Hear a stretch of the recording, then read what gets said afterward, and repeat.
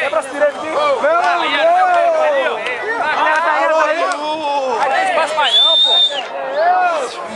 Adoro você!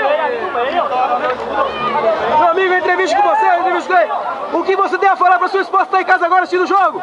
Hein? O que você tem pra falar pra sua esposa que tá assistindo o jogo agora? Oxe, é meu amor da minha vida. E o segundo amor, quem é? Minha mãe. E o terceiro? E o Flamengo fica em qual lugar do seu lugar aí, no coração? Puta que pariu! Puta que pariu! Chegamos! Tô em ódio! Chegamos!